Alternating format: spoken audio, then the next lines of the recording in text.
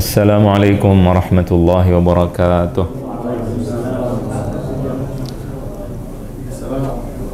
Innal hamdalillah nahmaduhu wa nasta'inuhu wa nastaghfiruh wa na'udzu billahi min shururi anfusina wa min sayyiati a'malina. Man yahdihillahu fala mudilla lahu wa man yudlil fala hadiya lahu. Ashhadu an la ilaha illallah wahdahu la syarika lah wa ashhadu anna Muhammadan abduhu wa rasuluhu la nabiyya ba'dah. Amma ba'du fa inna asdaqal hadithi kitabullah wa khairal hadi hadi Muhammadin sallallahu alaihi wasallam wa syarral umuri muhdatsatuha wa kullu muhdatsatin bid'ah wa kullu bid'atin dhalalah. Allahumma arinal haqqa haqqan warzuqna ittiba'ah wa arinal batila batilan warzuqna ijtinabah. Amin ya rabbal alamin. Kita lanjutkan pelajaran kita, mungkin hari ini hari terakhir atau sebelum terakhir kurang lebih. Setelah itu kita selesai, satu pertemuan atau dua pertemuan lagi. Kemarin sampai pada pembahasan tentang masalah taat kepada pemimpin. Ini kan belum dibaca perkataan Ibnu Qudamah. Kita baca qala al-muallif rahimahullahu taala wa nafa'ana bihi wa bi'ulumihi fid dharain amin. Wa minas sunnah as-sam'u wat ta'atu li a'immatil muslimin wa umara'i al-mu'minin barrihim wa fajirihim ma lam ya'muru bi ma'siyatillah fa innahu la ta'ata li ahadin fi ma'siyatillah. Di antara akidah adalah kita mendengarkan, mengikuti, mentaati pemimpin selama baik mereka baik atau buruk, selama mereka tidak menyuruh kepada kemaksiatan. Kalau menyuruh kepada kemaksiatan maka tidak ada taat kepada manusia kalau dia menyuruh untuk bermaksiat. Sudah dijelaskan kemarin bagaimana taat dan sebagainya. Nah, kalau pemimpinnya tidak menyuruh kita untuk menjalankan Al-Quran, menjalankan sunnah, kemudian tidak mewajibkan yang Allah wajibkan, tidak melakukan amar ma'ruf nahi mungkar, jadi Al-Qur'annya sendiri dibolehkan untuk ditinggalkan, justru jangan dipakai. Kalau dipakai malah dimasukin penjara malah kalau kita pakai Quran. Nah ini ketika taat, nah ini bukan masuk di sini. Jadi taat kita bukan karena ini, bukan karena akidah, tapi karena maslahat.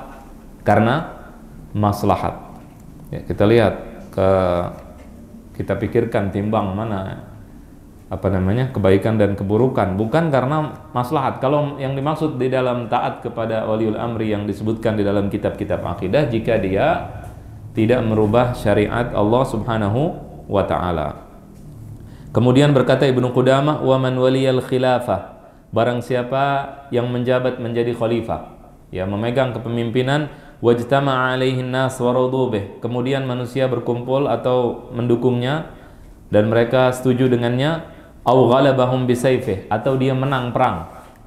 Jadi dia menang menguasai dengan pemberontakan, dengan kekerasan, hatta shara al-khalifah, kemudian sampai dia menjadi seorang khalifah, wa summiya amiral mu'minin, kemudian dinamakan dengan amiral mu'minin, pemimpin umat mukmin, umat beriman. Lihat, namanya umat beriman. Jadi dia berkewajiban untuk menjalankan dan menjaga iman, ya. Wajabat ta'atuhu, wajib ditaati. Wa harumat mukhalafatuhu, dan tidak boleh diingkari, tidak boleh selisihi. Wa harumat mukhalafatuhu wa al-khuruju alaih wa syaqqu asal muslimin. Ya, jadi tidak boleh kita melawan dia, tidak boleh memecah belah umat dengan cara kita melawan atau memberontak. Nah, kemarin sudah dijelaskan maksud daripada perkataan ini dengan jelas. Dan orang mengatakan bahwa kita wajib taat biasanya berdalil dengan ijma' yang diriwayatkan ijma'nya oleh al-Imam siapa? An-Nawawi. An-Nawawi meriwayatkan ijma'. Tetapi Imam Nawawi sendiri yang meriwayatkan ijma' juga menjelaskan apa maksudnya memberontak. Bukan semua orang protes langsung jadi khawarij, seperti yang kita jelaskan kemarin. Bisa dilihat di kitabnya Imam Nawawi, di kitab Minhaj At-Talibin atau Rawdatul Talibin dan seterusnya. Jadi itu pembahasan tentang fikih. Cuman judulnya ada di dalam pembahasan akidah. Kemudian kenapa dimasukkan ke akidah masalah taat pada pemimpin? Kenapa? Kemarin kalau nggak salah udah jelasin. Karena yang pertama memiliki keyakinan yang sesat itu adalah Khawarij, yang mereka itu berkeyakinan harus melawan kepada pemimpin.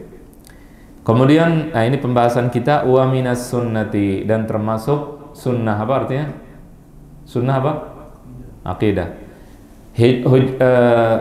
Hujranu ahlil bid'ah wa mubayanatuhum wa tarkul jidali wal khusumat fid din.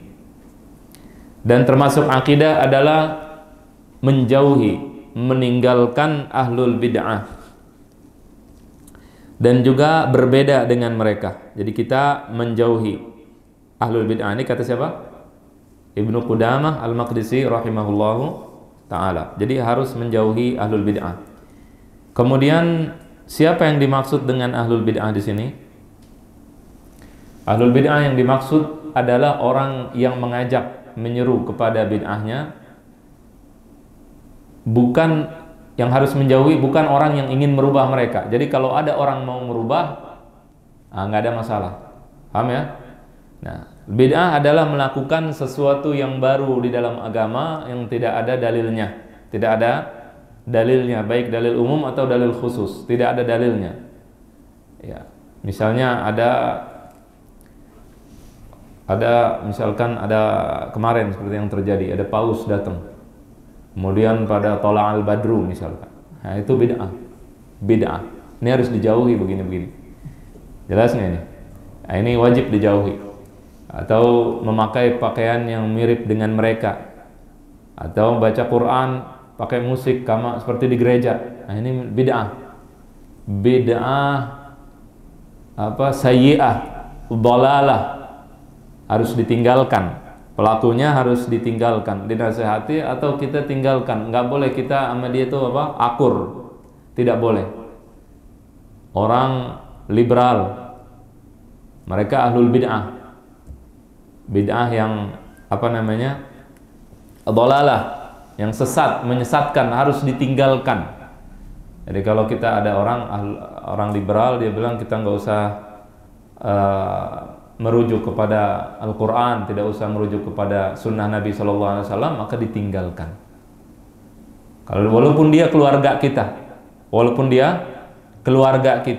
dia dekat dengan kita, hubungan darah dengan kita, tapi wajib dimusuhi, wajib hukumnya memusuhi mereka, karena mereka ahlul bid'ah. Nah, ini yang harus kita lakukan. Ini masuk akidah. Kita diam aja, kita punya kerabat, punya kawan, dia bicara jelek tentang agama, dia memiliki pemahaman atau pemikiran yang bertentangan dengan ajaran Islam, baik pemikiran yang sekarang ada, pemikiran sekuler atau pemikiran nasionalisme yang salah, yang tidak sesuai dengan ajaran Islam. Nah, Islam tidak mengajarkan untuk memusuhi tanah air, nggak mungkin. Cuman cara mencintai tanah air itu diajarkan oleh Islam, harus sesuai dengan ajaran Islam. Mencintai suku kita juga diajarkan oleh Islam, tidak boleh bertentangan dengan ajaran Islam. Mencintai keluarga kita dan seterusnya diajarkan oleh Islam. Nah, oleh karena itu yang bertentangan dengan ajaran Islam tersebut, mereka ahlul bid'ah, harus ditinggalkan. Dan bukan hanya ditinggalkan, dimusuhi juga. Ya, orang-orang seperti itu dimusuhi. Orang-orang yang di masjidnya pakai peci-peci center class. Kemudian dia bergabung, satu pakai salib, satu enggak di masjid. Nah, itu ahlul bid'ah. Paham ini? Kemudian termasuk ahlul bid'ah adalah orang yang mengganti undang-undang Allah Subhanahu wa taala yang Allah turunkan, itu Al-Qur'an dan dan sunnah Nabi sallallahu alaihi wasallam. Itu ahlul bid'ah. Jelas enggak?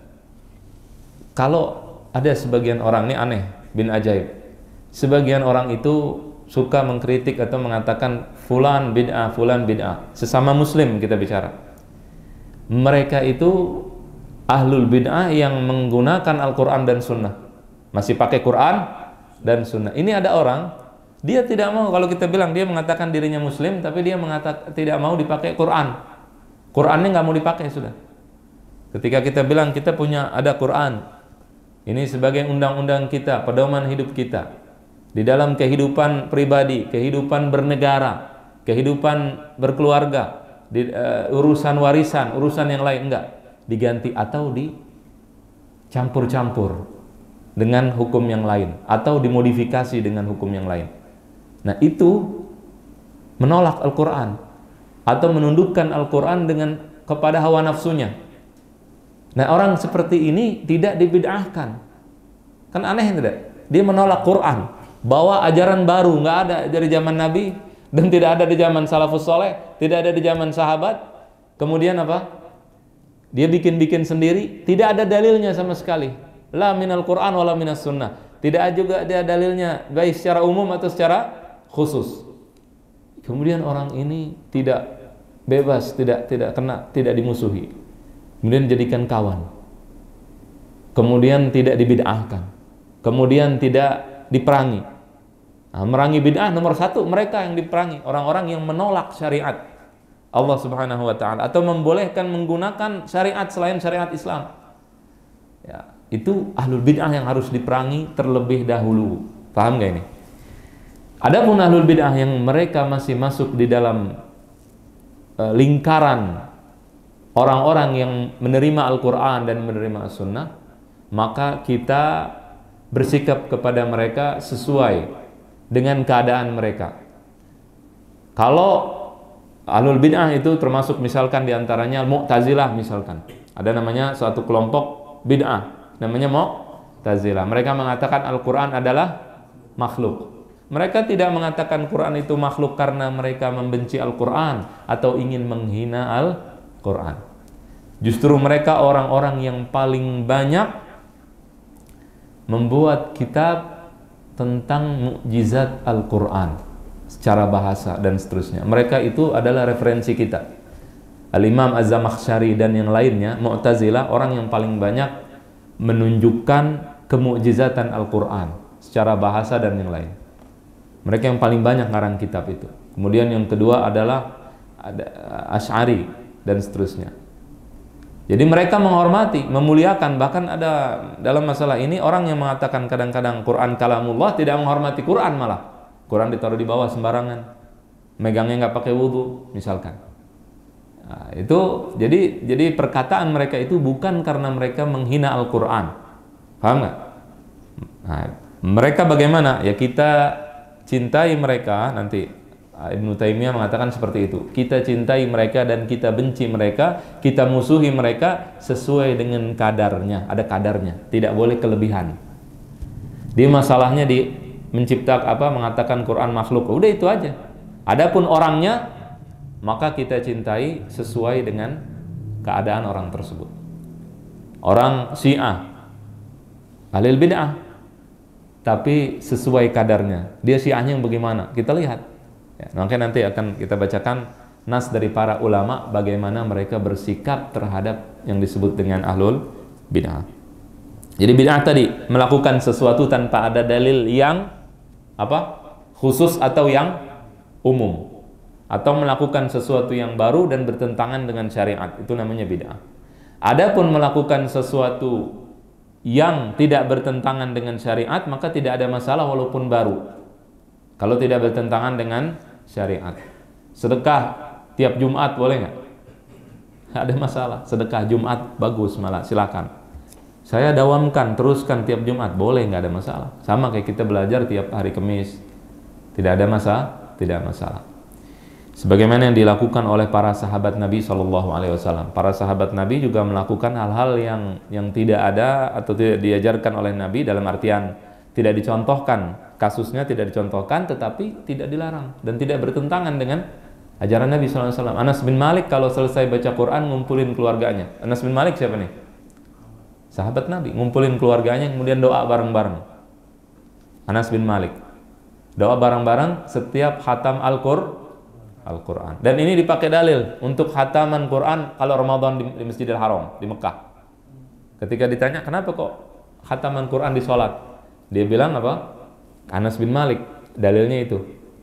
Dan Anas bin Malik melakukan bukan dalam sholat, dijadikan dalil untuk sholat. Itu kata mereka begitu. Paham nggak ini? Nah. Dan seterusnya banyak contoh-contoh sudah pernah dibahas dulu. Kemudian juga watarkul jidal, tidak boleh banyak berdebat. Debat kusir suruh dilarang. Nggak boleh banyak berdebat kusir. Kalau begitu berdebat dilarang atau tidak dilarang? Boleh nggak berdebat, berdiskusi, berdebat? Nah, kenapa boleh? Ini kan dilarang. Tidak boleh berdebat. Banyak orang yang kalau diajak berdebat dia tidak mau. Alasannya karena memang ada di dalam kitab akidah larangan untuk berdebat. Jadi boleh nggak debat? Kenapa boleh? Jadi kan tapi di sini nggak boleh. Hah? Debat yang dilarang adalah debat yang kusir, yang nggak ada gunanya, yang dengan hawa nafsu, yang kira-kira juga kalau kita debat orang tersebut juga nggak ada faedahnya, maka ini dilarang. Adapun debat dengan cara yang jelek, adapun debat dengan cara yang baik, maka dibolehkan. Wajadilhum billati hiya ahsan. Allah yang membolehkan, dan debatlah mereka dengan cara yang lebih baik. Jadi kalau kita nggak bisa dengan cara yang lebih baik, wah ini nggak kuat nih. Karena kalau debat sama orang, aneh bawa golok misalkan. Itu jangan debat sudah. Jelas tidak? Gitu. Itu perang bagiannya, bukan debat. Kalau debat billati hiya ahsan, itu debat perintah Allah kepada orang Islam untuk berdebat dengan orang kafir, ahlul kitab. Bagaimana dengan sesama muslim? Pasti harus lebih baik lagi. Wal khusumat fid din, dan juga permusuhan di dalam masalah agama. Jadi kita di sini maksudnya adalah yang permusuhan yang dilakukan karena hawa nafsu. Ini tidak boleh. Jelas ya? Kemudian juga watarkun nazar fi kutubil mubtadi'ah wal isgha ila kalamihim.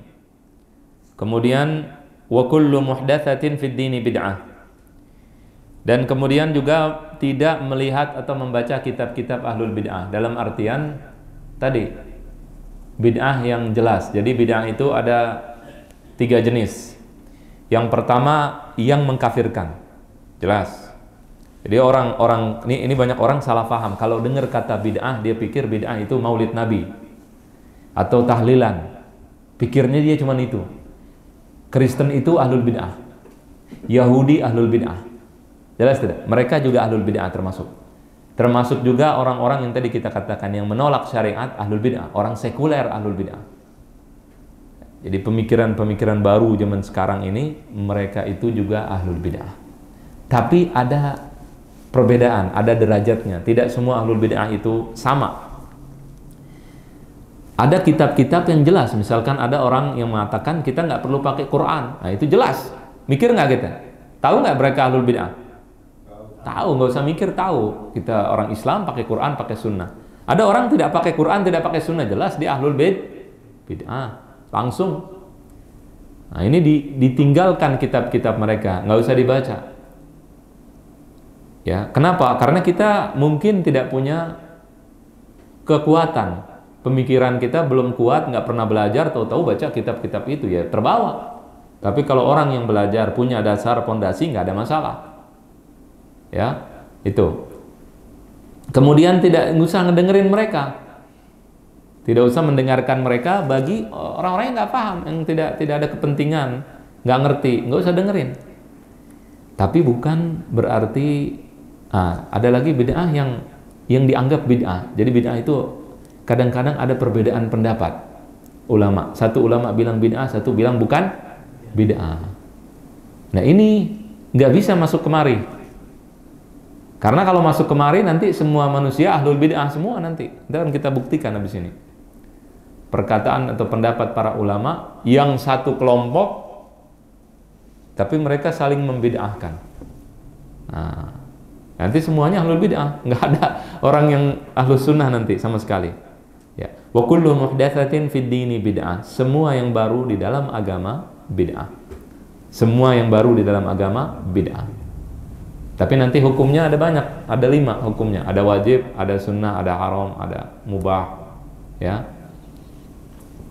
Semua hal yang berkaitan dengan agama nanti kalau baru bid'ah, baik sarana atau prasarana, ritual atau bukan ritual. Kalau orang tidak seperti ini berpikirnya, dia akan kontradiktif nanti. Baca Quran di HP apa hukumnya?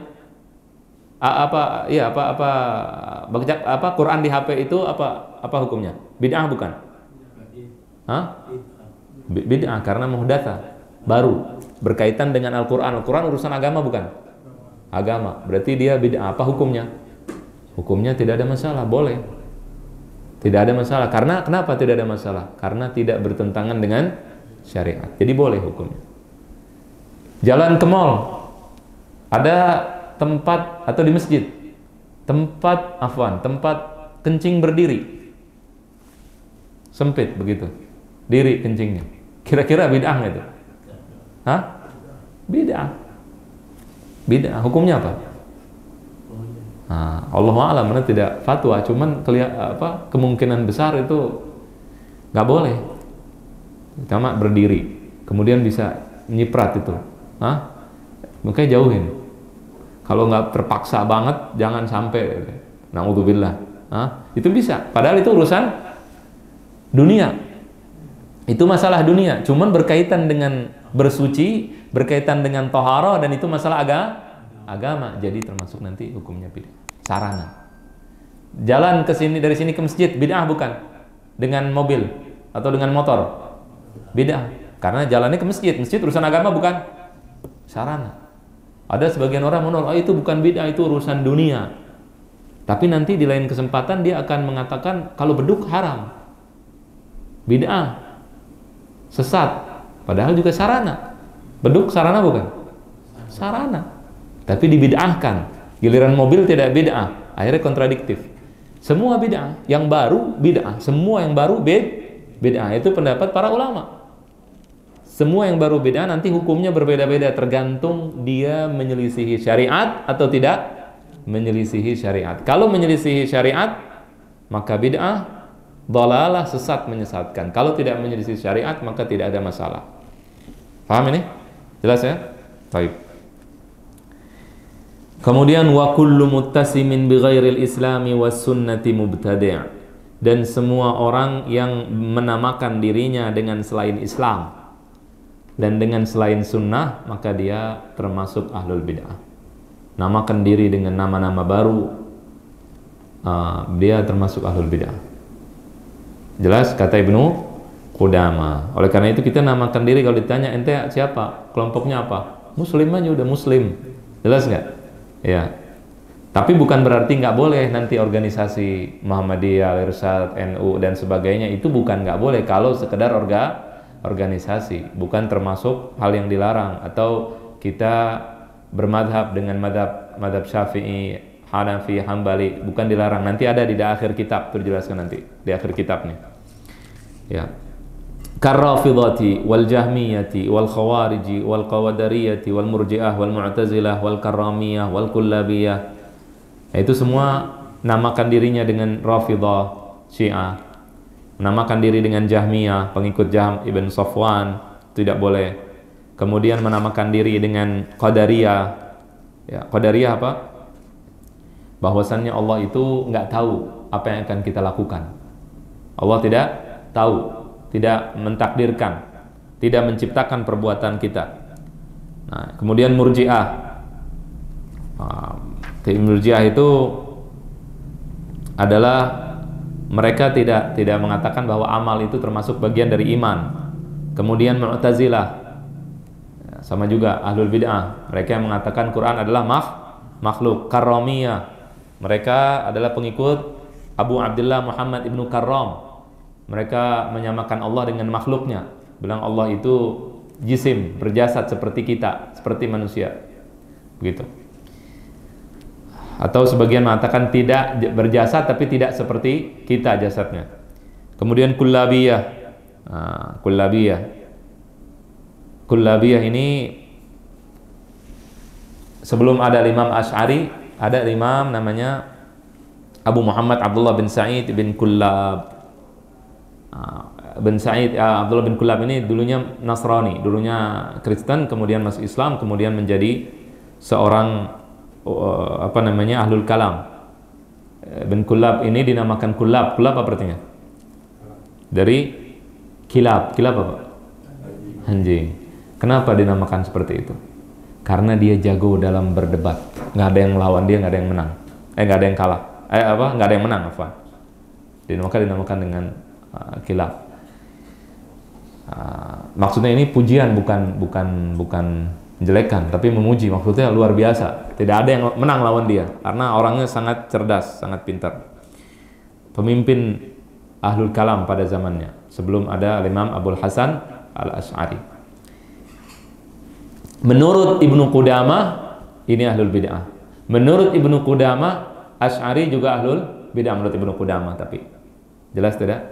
Nah, di dalam kita menentukan perkataan para ulama, kita itu harus mengumpulkan perkataan mereka.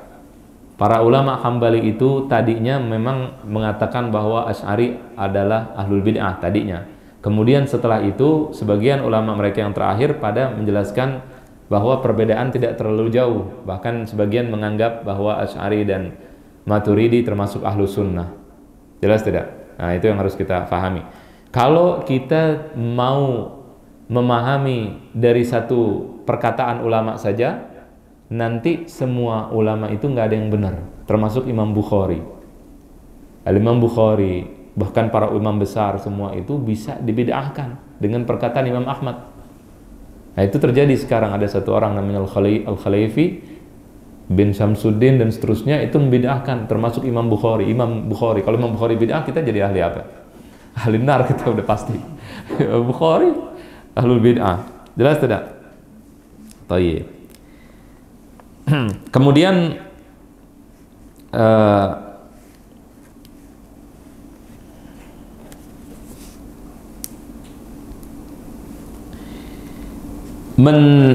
menjauhi ahlul bid'ah itu tidak boleh karena hawa nafsu, ya. Maka Ibnu Taimiyah dan yang lainnya, kalau kita perhatikan, itu ketika menjauhi ahlul bid'ah itu hukumnya itu tergantung maslahat. Dilihat maslahatnya yang mana. Kalau Anda bukan Imam Ahmad, jangan menjadikan diri di posisi Imam Ahmad bin Hanbal. Imam Ahmad ini menjauhi seluruh ulama di masanya, atau sebagian besar ulama di masanya, bahkan temannya sendiri, Yahya ibnu Ma'in, ulama besar-besar dijauhkan. Kalau kita cuma baca perkataan Imam Ahmad, nggak ada ulama yang benar. Al-Harith Al-Muhasibi, kitabnya dipakai, dipelajari, tapi Imam Ahmad menyuruhi menjauhinya. Di dalam kitab Al-Qassas wal Mudzakirin karya Imam Ibnul Jauzi dikatakan bahwa Al-Imam Ahmad itu menyuruh orang untuk menjauhi seorang ulama yang bernama Al-Harith Al-Muhasibi. Seorang ulama namanya Al-Harith Al-Muhasibi. Ini termasuk sufi yang ahlu sunnah. Beliau disuruh dijauhi oleh Imam Ahmad. Tapi dia datang Imam Ahmad ke majelisnya. Kemudian menangis di majelisnya. Datengin, dengerin ceramahnya, bayangkan. Dia nyuruh orang untuk tidak datang, menjauhi Al-Harith, tapi dia datang. Kemudian dia menangis. Kemudian setelah itu ditanya, Imam, Anda boleh nggak datang? Jangan. Anda nggak suka, nggak benar dia cara ini. Cuman omongannya luar biasa. Ada nggak orang begitu zaman sekarang? Nah, menunjukkan keadilan, menunjukkan bahwa dia ketika menjauhi bukan dengan hawa nafsu, tetapi dengan ilmu, dengan ketakwaan dan dengan keimanan. Kemudian juga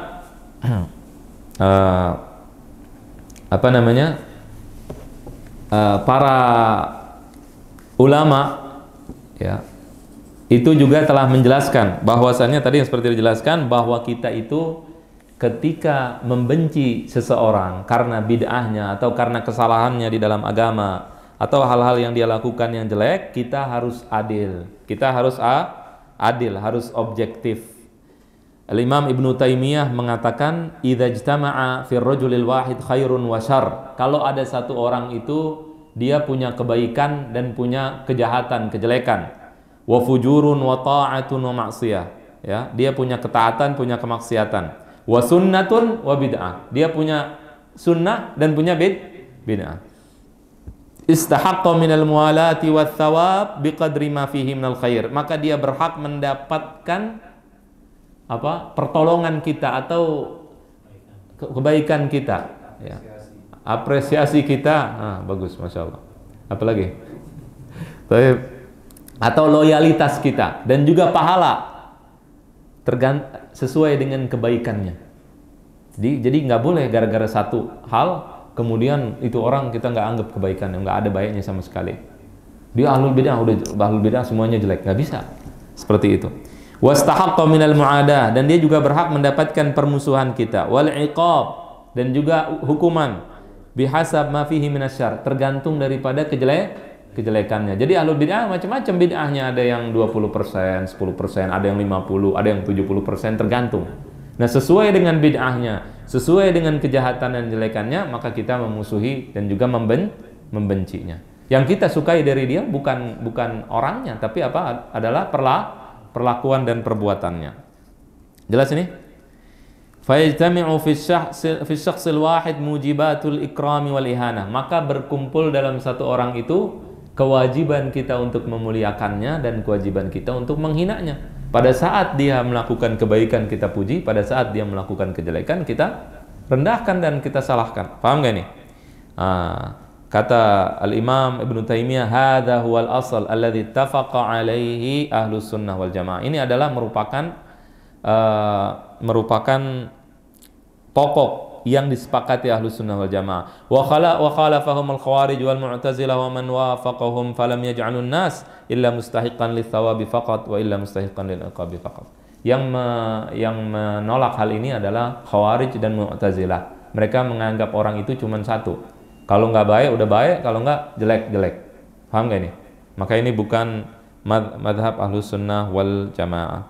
Nah, kemudian para imam, para ulama itu juga mereka mengagungkan, menghormati orang yang dianggap melakukan bid'ah, tetapi bid'ahnya itu, tapi orangnya tersebut orang yang punya kebaikan.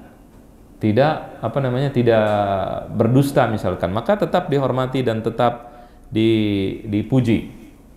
Imam Dahabi mengatakan tentang Qatadah bin Da'amah, ya, Qatadah ini dituduh bahwa dia adalah melakukan bid'ah, ya, bid'ah tadi qadariyah, bahwa Allah tidak menciptakan perbuatan kita. Jadi kalau kita menciptakan perbuatan pernah dijelaskan, ingat gak dulu?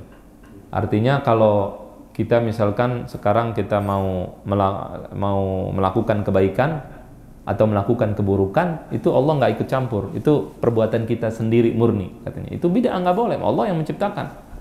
Wallahu khalaqakum wa ma ta'malun. Allah menciptakan kalian dan menciptakan perbuatan kalian.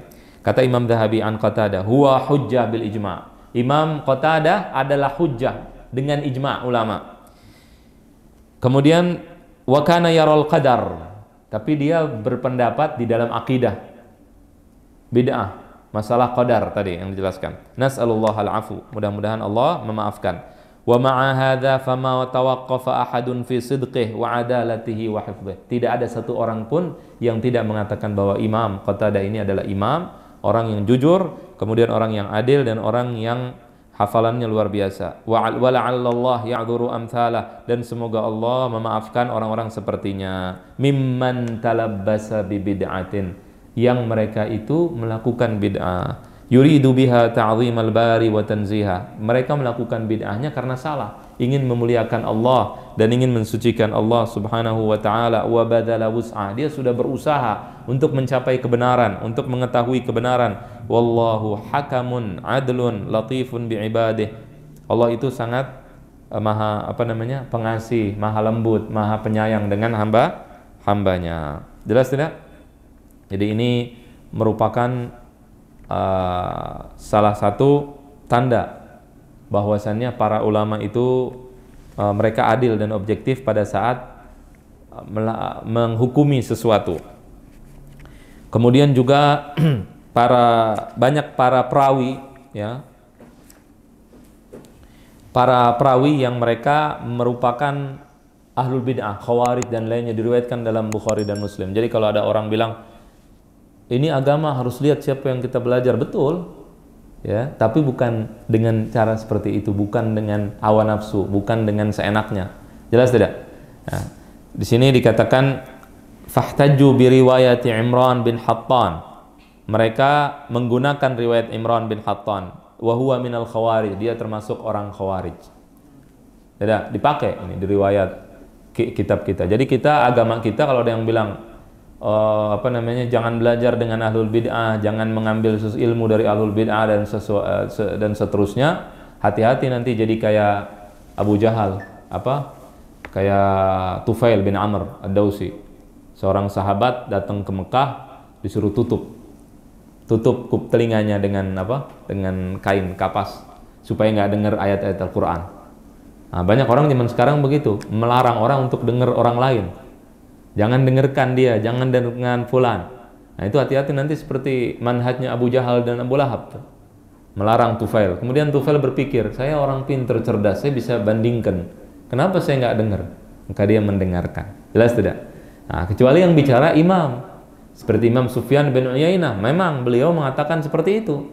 Nutup dia, kalau ada dengar orang ahlul bid'ah, dia tutup telinganya. Tapi dia imam, udah tahu mana yang bid'ah dan bukan, ini imam besar. Karena orang awam yang nggak ngerti apa-apa, kemudian ini mengatakan ini adalah hak dan ini juga mengatakan hak, nggak bisa membedakan. Nah, dia harus belajar terlebih dahulu. Bagaimana dia mau belajar kalau tidak mau mendengarkan? Jadi jangan disamakan. Kalau Imam Sufyan nggak mau tutup itu bukan dalam rangka dia takut dengan mendengarkan ahlul bid'ah tadi ketika bicara, enggak, udah pegel, dia nggak mau dengerin, capek, malas saja dengerinnya. Kayak kita dengar orang bodoh ngomong, kita dengar, kadang sekarang orang bodoh punya banyak bicara di mana, di YouTube, di mana kita tahu salah, dengerinnya capek nggak dengerinnya, capek, malas dengerinnya, bukan karena kita nggak paham apa yang dia omongin, kita tahu di mana kesalahan dan letak kesalahan dia, maka kita malas dengernya, tutup, matiin. Bukan matikan karena kita takut dengan dia, enggak. Ya, kalau ada orang mau denger, ya mungkin mau hiburan atau mau melihat bersyukur kepada Allah tidak diberikan musibah seperti yang dia dapat. Kemudian Amr bin Dinar, kana mimman yadhhabu ilal qadar wa tasyayyu'. Amr bin Dinar juga dipakai riwayatnya. Dia adalah orang yang melakukan bid'ah tadi, qadariyah, dan bid'ah tasyayyu', Syiah, termasuk Syiah. Kemudian wa kana Ikrimah ibadiyan, bukan aneh, bukan Ikrimah dituduh khawarij, dia termasuk ibadi. Kemudian wa ibnu Abi Najih kana mu'taziliyan, termasuk dipakai. Kemudian wa Abdul Warith bin Sa'id wa Shibl bin Abbad wa Saif bin Sulaiman wa Hisham ad-Dastuwai wa Sa'id ibnu Abi Arubah wa Salam ibnu Miskin kanu qadariyah, termasuk juga mereka qadariyah dipakai. Ada lagi yang murji'ah, ada lagi yang Syiah dipakai juga oleh para ulama. Jelas? Jadi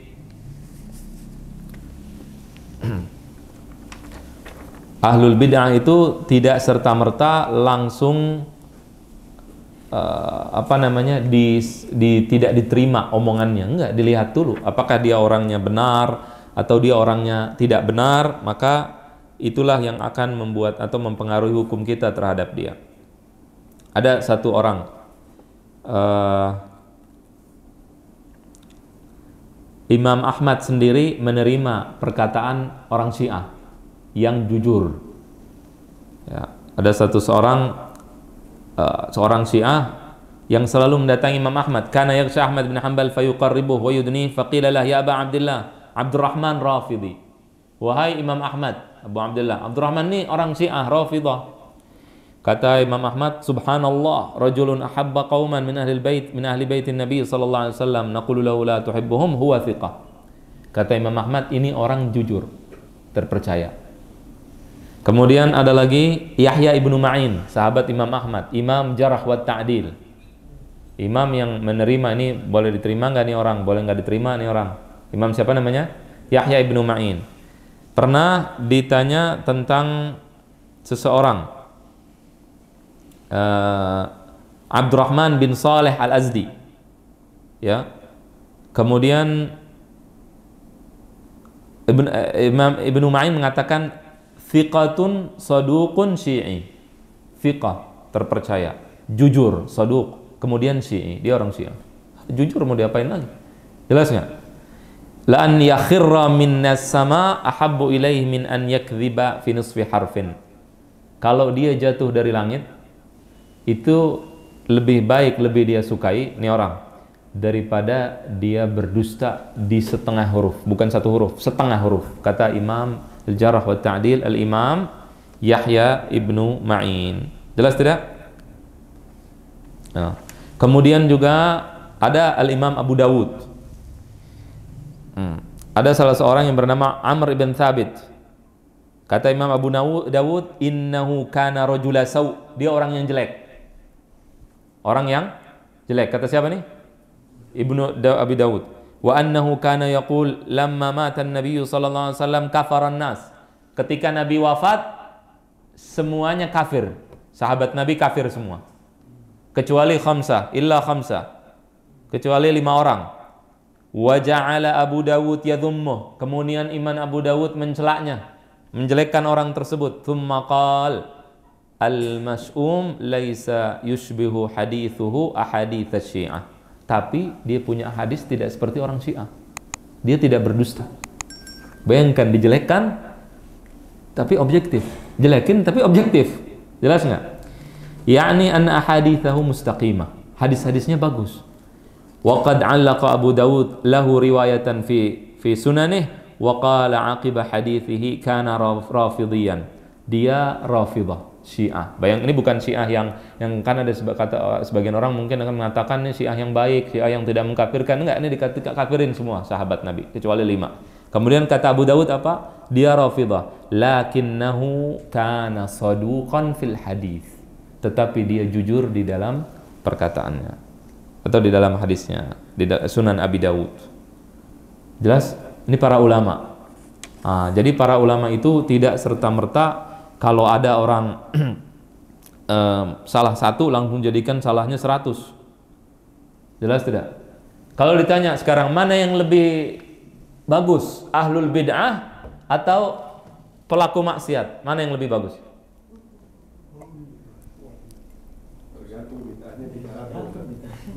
Ya? Enggak, bid'ah yang jelek, bid'ah yang bagaimana? Nah, gimana? Pelaku maksiat lebih bagus. Bagus maksiat, zina, minum khamar, semua segala macam, lebih bagus daripada imam-imam yang tadi yang disebutkan, yang qadar, yang khawarij, yang macam-macam.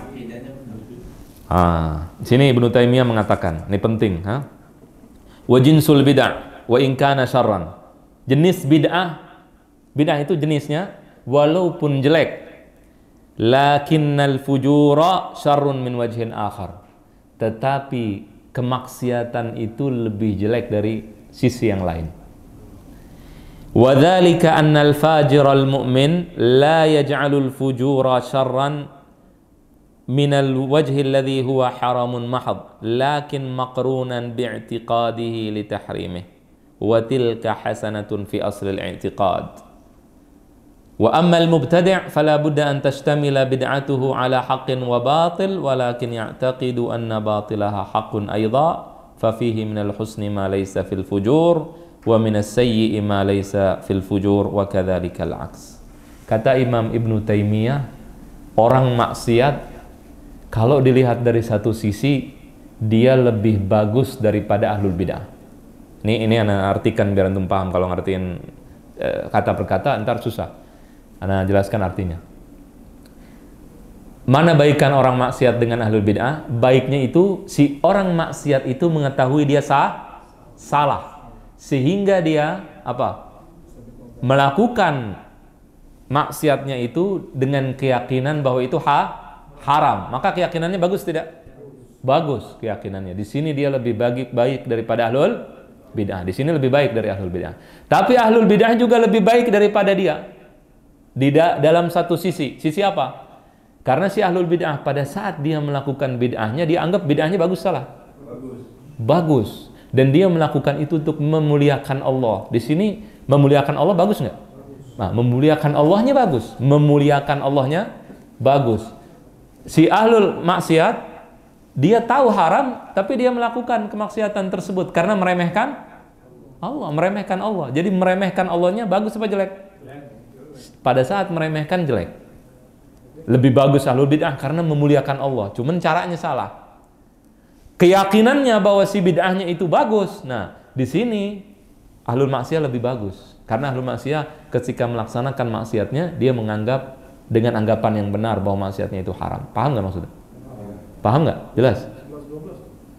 Iya, jadi nah bagaimana menentukan si ahlul maksiat atau ahlul bid'ah yang mana yang lebih bagus dan tidak bagus? Tergantung sikap, perilaku dan orangnya dan juga kasusnya.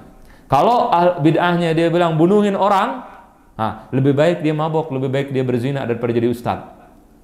Paham nggak? Kalau dia fatwanya bunuhi orang karena bid'ah, karena nggak ngerti, karena pemahamannya salah dan sesat, lebih baik dia mabok. Ada satu syekh mengatakan kalau pemimpin berzina setengah jam di televisi dan sebagainya, nggak boleh diingkari. Kalau nggak ada orangnya nggak boleh diingkari, katanya. Dia ini orang ini nih, syekh ini lebih baik dia jadi ahlul maksiat, dia berzina, dia mabuk, dia berjudi, lebih bagus. Karena ketika dia ngomongin agama jelek, parah, hukum lebih bahaya bagi manusia. Maka mendingan dia jangan belajar, jangan dia jangan dia ngajar. Lebih bagusan dia jelek. Dia maksiat lebih bagus, ahsan, daripada dia fatwa yang kurang, yang menyesatkan, yang membahayakan, bunuh orang, bunuh demonstran, bunuh begini. Jangan jadi ustadz yang begini. Jelas tidak? Dia mabok, dia berzina lebih bagus daripada dia menjadi ustadz dengan keadaan seperti itu. Paham nggak ini? Jadi kita harus lihat kasusnya, bukan lihat bukan mengatakan secara mutlak ini lebih bagus. Ya. Kesian nanti bagi orang salah tuh. Dia yang bilang maksiat lebih baik daripada ahlul bid'ah. Terus dia anggap ahlul bid'ah jemaah tabligh misalkan. Orang dakwah ke kampung-kampung, itu katanya lebih bagus dia berzina daripada dia dakwah. Naudzubillah. Itu ada nggak pemahaman begitu? Itu pemahaman yang salah. Tadi Ibnu Taimiyah sudah menjelaskan seperti itu. Ibnu Taimiyah dimusuhi di segala macamin oleh musuh-musuhnya, tetapi dia memaafkan mereka. Bahkan menganggap orang yang memenjarakannya, memusuhinya itu, kata Ibnu Taimiyah, kalau barangkali dia mendapatkan pahala ketika dia melakukan itu karena Allah. Dia anggap Ibnu Taimiyah sesat. Dia melawan Ibnu Taimiyah, menghina Ibnu Taimiyah. Ibnu Taimiyah bilang apa? Dia dapat pahala mungkin. Makanya Ibnu Taimiyah pada saat pendukungnya ingin membela dia dengan cara melawan orang-orang yang menghina, yang menjelekkan Ibnu Taimiyah, dilarang. Musuhnya nggak mau. Maka kemudian kata para pengikutnya, ini gimana sih? Ente nggak yakin bahwa ente dalam kebenaran? Ibnu Taimiyah, ane yakin. Kalau begitu, kenapa kita tidak serang mereka? Mereka kan nyerang kita. Kata Ibnu Taimiyah apa? Bukan begitu. Mereka itu nyerang saya karena menganggap saya sesat. Dia nggak tahu bahwa saya ini merasa berada dalam kebenaran. Dia menganggap aneh sesat. Maka dia nyerang karena Allah lillahi ta'ala. Maka barangkali mereka dapat pahala. Nah, kalau ente nganggap mereka menyerang, kalau kalian menganggap bahwa mereka itu menyerang saya karena mereka salah, saya udah maafin, jadi nggak usah serang, kata Ibnu Taimiyah. Kalau kalian mau menyerahkan urusan kepada Allah, urusan Allah itu. Nggak usah kalian ikut campur. Allah yang akan menginikan mereka, membalas mereka. Jelas tidak? Kemudian juga kita tidak boleh mentang-mentang nih orang kita anggap berbeda dengan kita, kemudian mereka ini dianggap ahlul bid'ah, kemudian kita memerangi mereka, kemudian memenjarakan mereka, menjadi penyebab kita menjelekkan mereka sampai mereka dipenjara dan seterusnya. Ini nggak boleh. Al-Imam Ibnu Muflih ya dalam kitab Al-Adab Asy-Syar'iyyah mengatakan hadhar habs ahlil bid'ah li bid'atihim.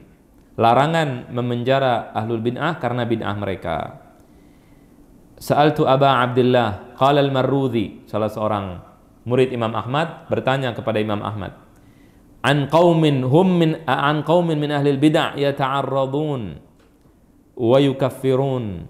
Qala la tata'arradu lahum. Orang ahlul bid'ah mereka mengkafirkan, kemudian mereka melakukan ini dan itu. Kata Imam Ahmad, jangan kalian lawan dan kalian balas. Qultu wa ayyu syai'in takrah min an yuhbasu. Kenapa enggak dipenjara?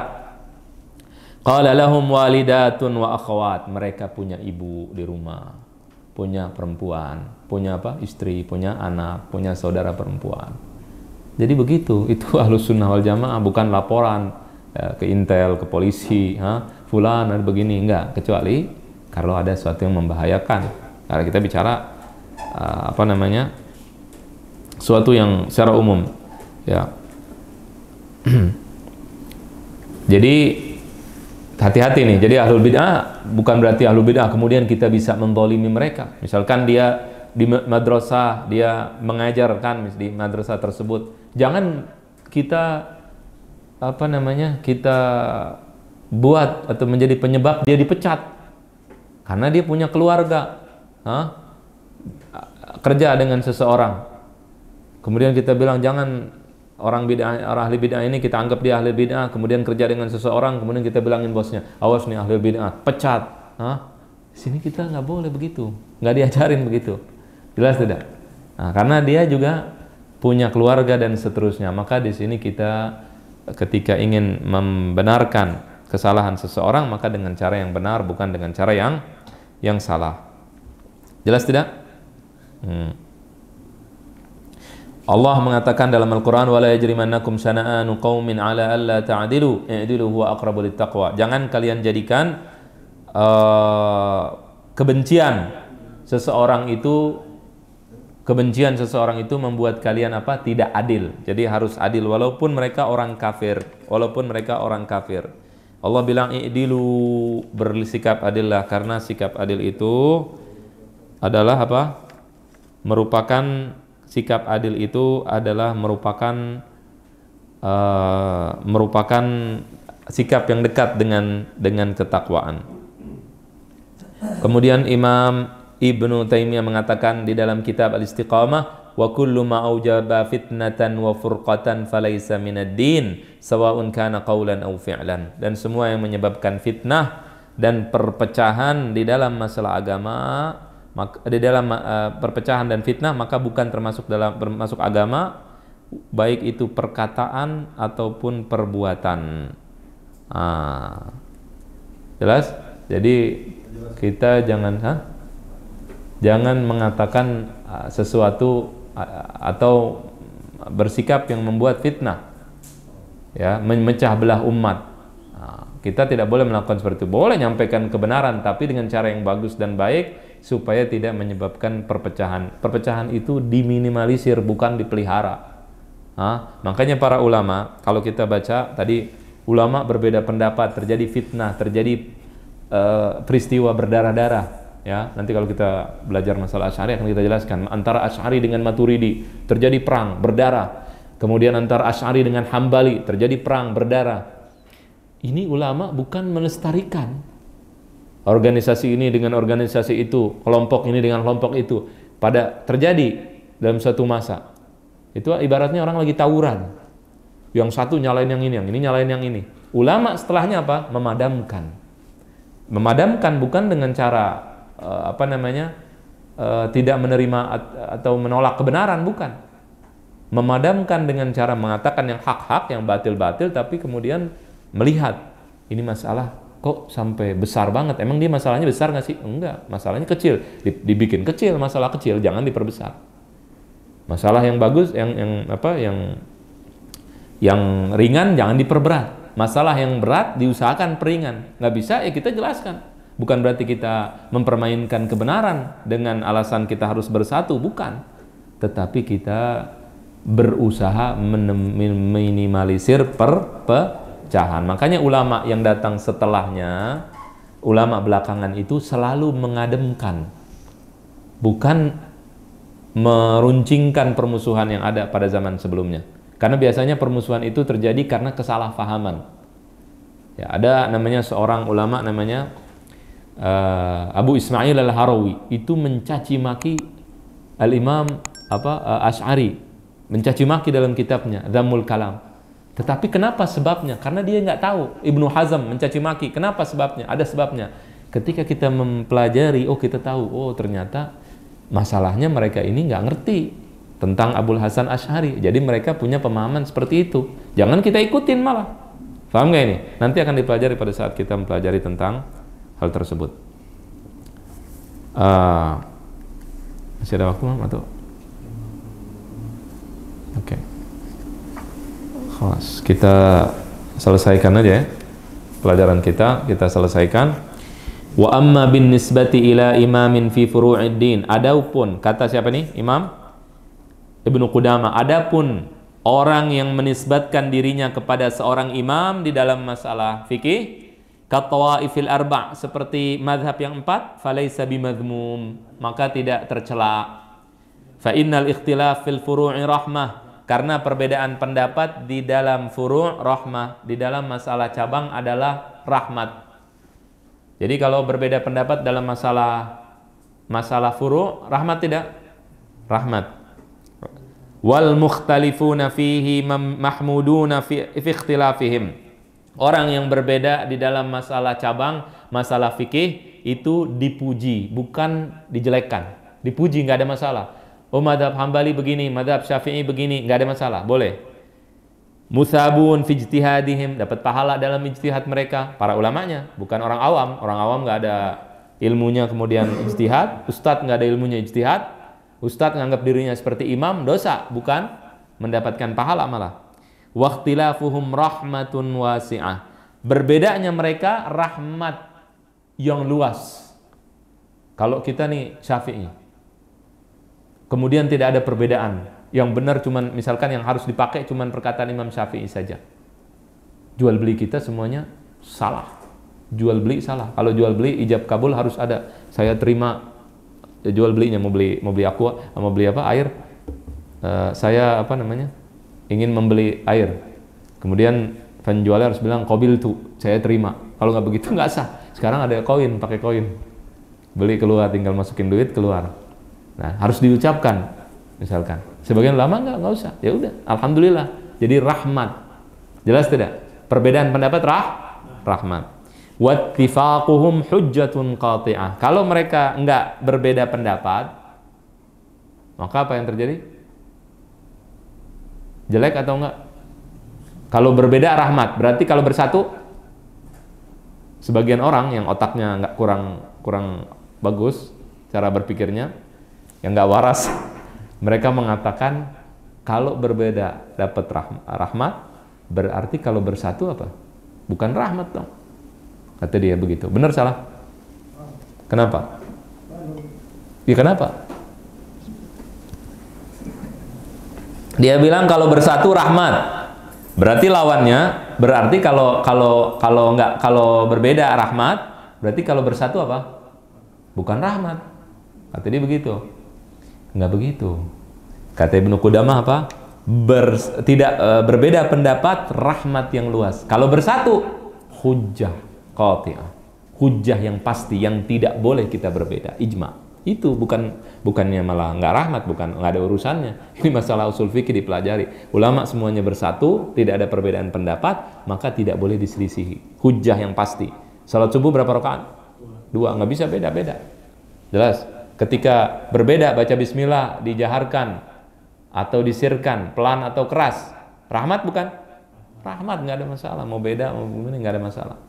Nah, jadi jangan salah memahami. Makanya Ibnu Qudamah menjelaskan, ikhtilafuhum rahmatun wasi'ah wattifaquhum hujjatun qati'ah. Kalau ulama berbeda pendapat rahmat, dan kalau bersatu atau memiliki satu pendapat yang bulat, maka itu termasuk ijma' dan hujah yang pasti. Alhamdulillahirabbil alamin. Maka ini adalah akhir daripada perkataan Al-Imam Ibnu Qudamah Al-Maqdisi rahimahullahu ta'ala.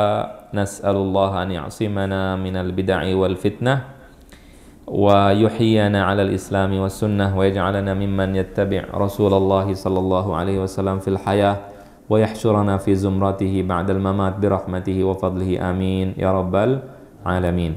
Semoga Allah menjaga kita dari bid'ah dan fitnah dan menghidupkan kita di dalam Islam dan sunnah, dan menjadikan kita termasuk orang yang mengikuti Rasulullah SAW dalam kehidupan kita, dan mengumpulkan kita bersama kelompoknya, bersama Nabi kita Muhammad SAW setelah kematian kita dengan rahmat Allah Subhanahu wa taala dan anugerahnya, amin ya rabbal alamin. Wa hadza akhirul mu'taqad, ini akhir daripada akidah. Walhamdulillahi wahdahu wa sallallahu wa sallama ala sayyidina Muhammadin wa ala alihi wa sahbihi wa sallama taslima. Allahumma ighfir warham Syekh al-Islam al-Muwaffaq Aba Muhammad bin Ibni Qudamah al-Maqdisi waj'al kulla ma sannafahu fi mizani hasanati innahu sami'un mujib. Wa nas'alullah subhanahu wa ta'ala an yaj'alana mimman yastami'una al-qawla fayattabi'una ahsanah. Amin amin ya rabbal alamin. Demikian alhamdulillah kita sudah selesai belajar kitab Lum'atul I'tiqad. Mudah-mudahan kita semua bisa mengamalkan apa yang kita baca insyaallah taala. Allahumma amin ya rabbal alamin. Wassallallahu wasallam wa baraka ala sayyidina Muhammadin wa ala alihi washabbihi ajma'in. Wassalamun ala mursalin walhamdulillahi rabbil alamin. Assalamualaikum warahmatullahi wabarakatuh.